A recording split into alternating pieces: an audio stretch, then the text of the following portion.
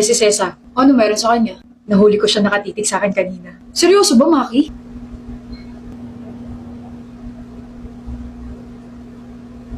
Kinilig ako syempre kasi siya yung ultimate crush ko. Ultimate crush ko si Cesa, pre. Alam mo, feeling ko crush ka rin. Seryoso? Magsisinungaling ba ako? Kasi one time, habang nagre-recite ka, nakatingin siya. Tapos, nakangiti siya sa'yo. Sabi ko what if matagal niya na akong gusto? Hindi malabo.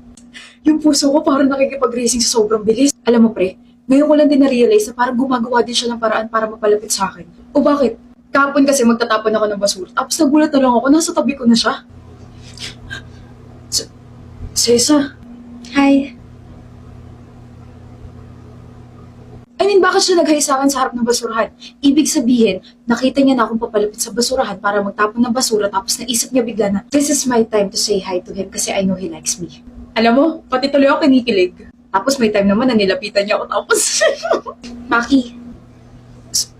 Cesa, Anong pabango mo? pabango ko? Bakit? Ang bango kasi.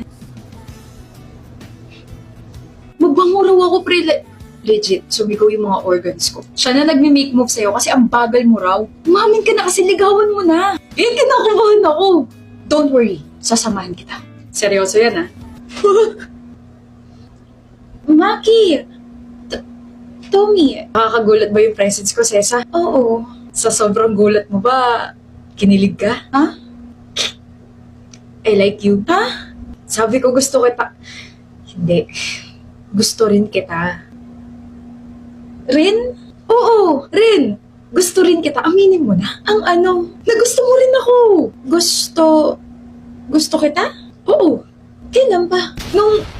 Nung tinitigan mo ako kahapon, Tinitignan kita. pre, naalala niya na.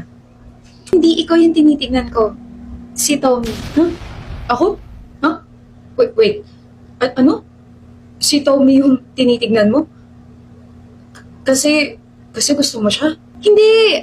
Actually, hindi ko siya tinignan. Hindi kita tinignan. Natignan kita kasi nangungulangot ka ng time na yun. Tapos yung daliri mo, bigla mong pinahid sa damit ni Maki.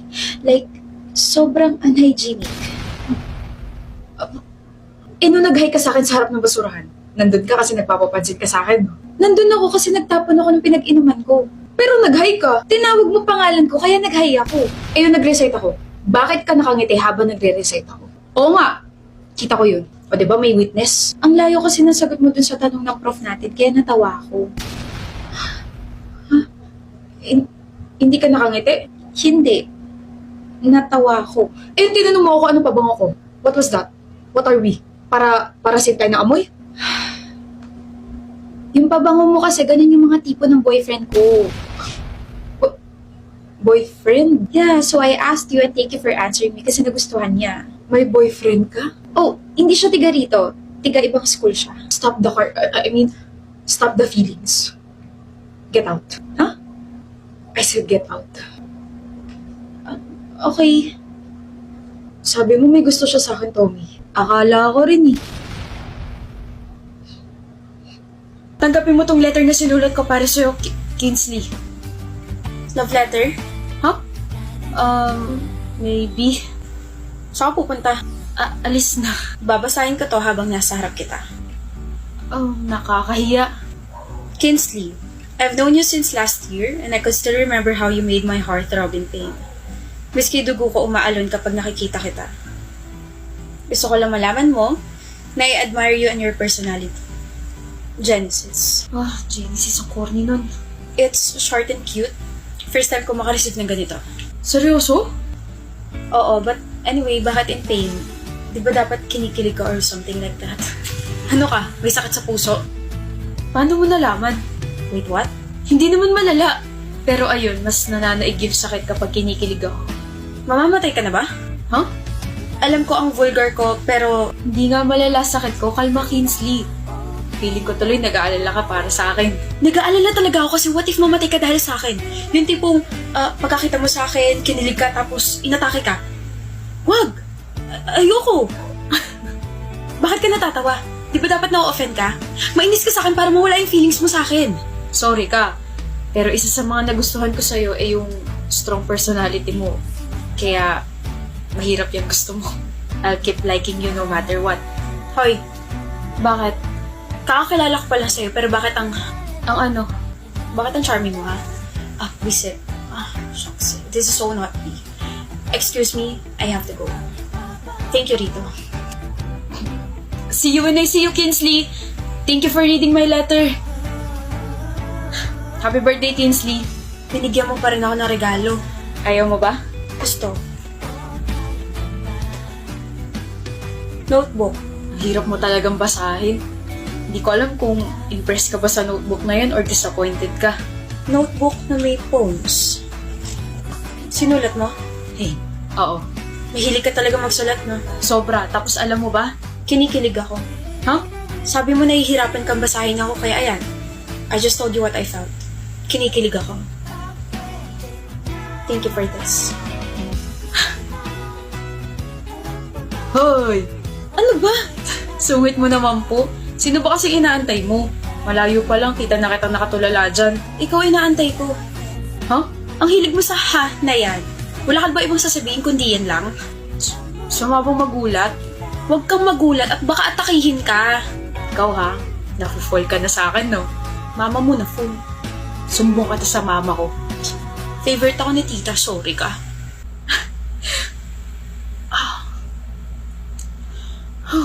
Kalma. Kinsley? Bakit nandito ka pa? Inaantay si Genesis. Uwian niya na, diba? Kanina pa siya hindi nagre-reply sa akin eh. Kanina pa sinugod sa ospital si Genesis. Mukhang tuluyan na nag-fail yung heart niya eh. Sabi niya hindi naman malala sakit niya eh. Kinsley, nag-flatline na daw siya. Ano? Gusto ko na umuwi. Hindi pa pwede. Sorry. Nagulat ba kita?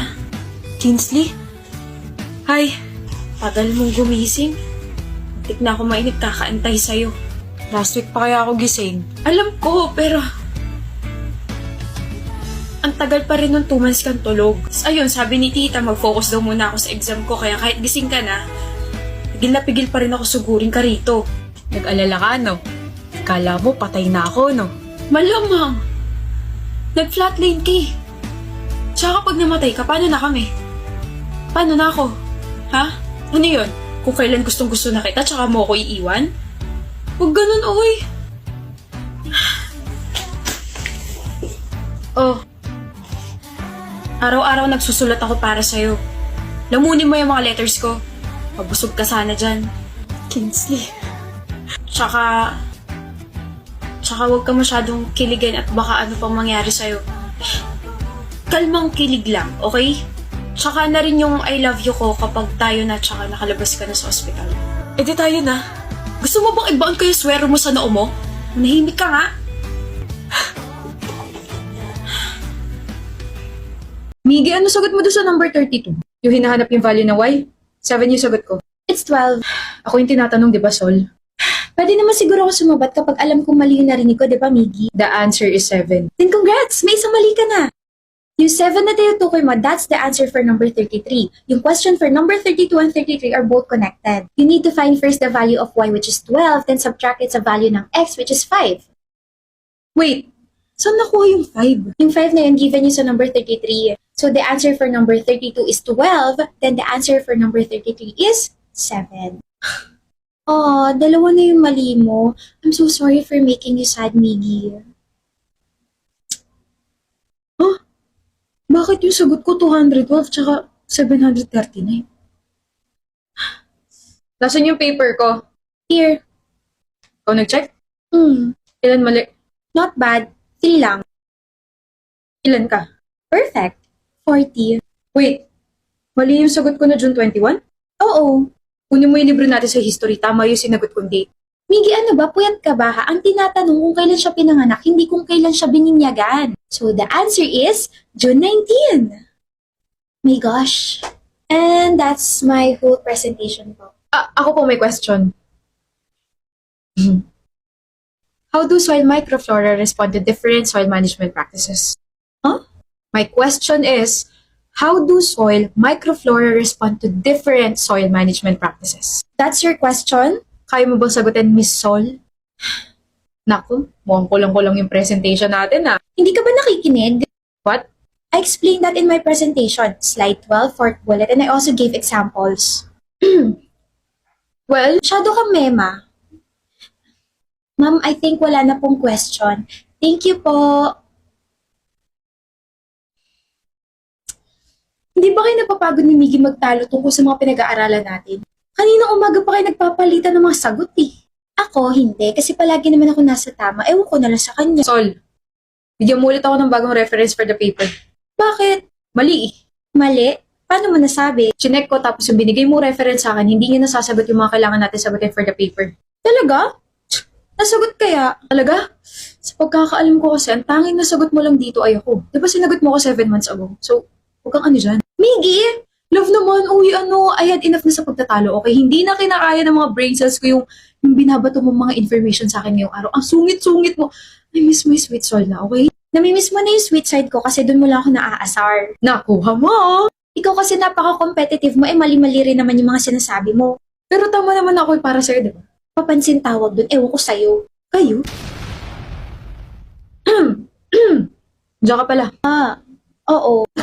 Hindi ba halata? Ang sweet kaya namin. Alam mo ba, yung love language namin is magbardagulan tungkol sa academics. Academic rival sa umaga, magjowa sa gabi. What a trope! Oh my gosh, isusulat ko to. Akala ko, away tension lang yung meron kayo. Tapos, malalaman ko, romance tension pala. Kaya pala kapag nagtitinginan kayo, nagsasagutan kayo, Miss Sparks! Sparks of killing! Sa kape, ewan ko sa'yo. Sol, atid kita. Ano pa bang bago? Madali, bati na tayo, pakis na ako. Uy, tumigil ka nga. Pakis ako or kukulitin kita sa mali mo na bigay na reference. Sa chicks lang, dali no. Not here. Sol! Bye-bye. Hindi na nila ako nakita. Hindi na sila nagpaalam sa akin.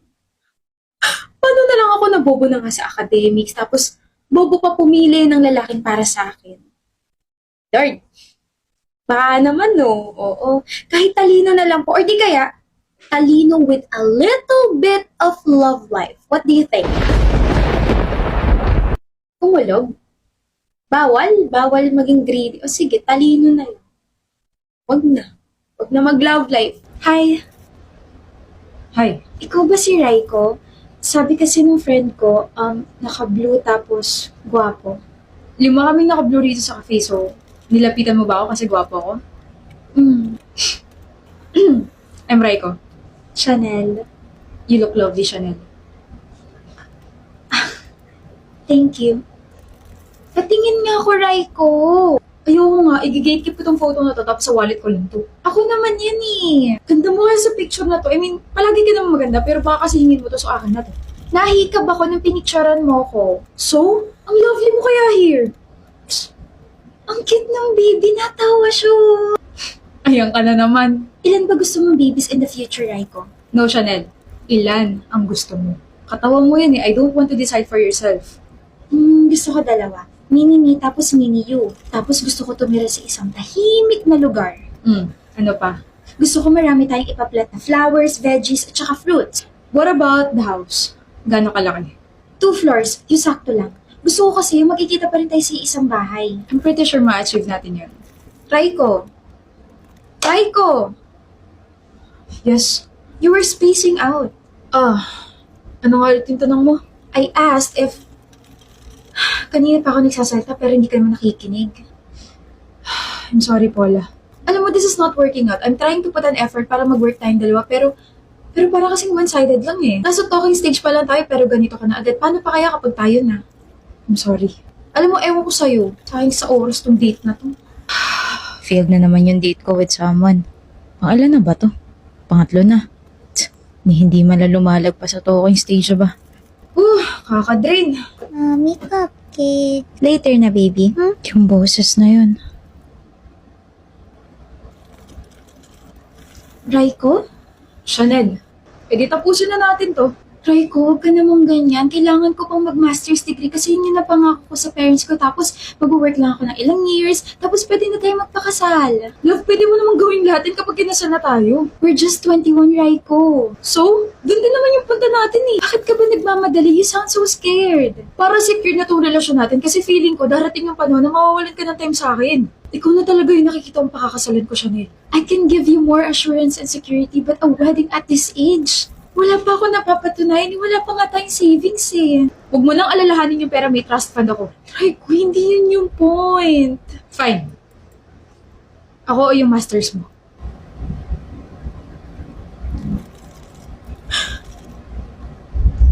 You're seriously doing this? Ako o yung masters mo. I'm sorry, Raiko. I'm sorry. Okay. Sana hindi mo pagsisira tong araw na to, Chanel.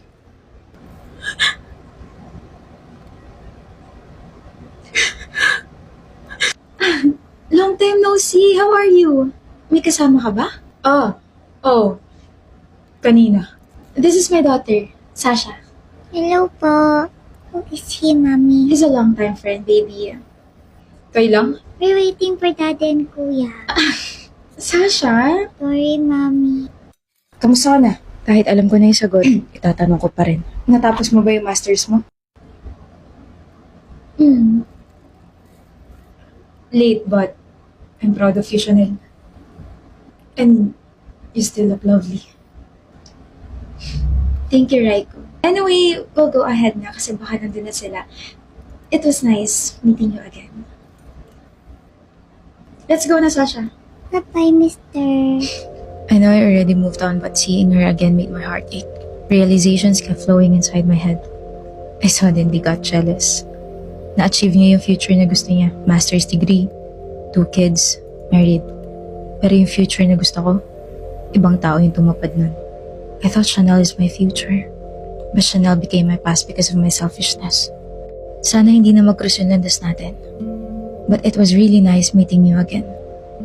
Stay lovely, Chanel.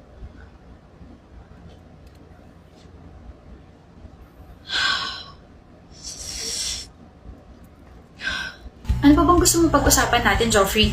Sagutin mo na ako, Mavis. 5 buwan na ako nanliligaw sa'yo. Hindi pa ba sapat yung mga ginawa ko? Gusto mo, lumudo ako sa harap mo eh. Pagod na akong antayin niya oo mo. I gave you flowers and chocolates. Maawa ka naman sa akin tsaka sa pera ko. Hoy, Joffrey! Ano? Nanliligaw ka pala?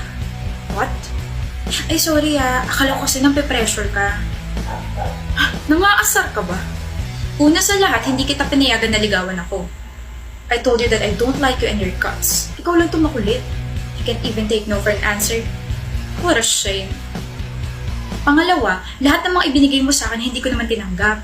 Naalala ko pa no isang beses na itinapon mo mga bulaklak sa harap ko at tinapak-tapakan mo yan dahil hindi ko kinuha yan sa'yo. Gosh, you and your temper, Joffrey. But still, that's a form of courtship. Kaya dapat sa 5 buwan na pagpaparamdam ko sa'yo, dapat may gusto ka na sa akin. Eh kaso wala. Ano? Hindi kita gusto noon at hanggang ngayon hindi pa rin kita gusto. Maghahanap ako ng iba. Magsaselos ka tapos marirealize mo na sana sinagot mo na lang ako. Uy, wala tayo sa Wattpad, sira ulong to. But anyway, tama yan. Maghanap ka na lang ng iba. Kasi hindi ka naman kawalan. Pero malay mo naman, di ba? Nakahanap ka ng iba, niligawan mo siya. Eh hindi ka sinagot kasi na-pressure sa sa'yo at nanunumbat ka.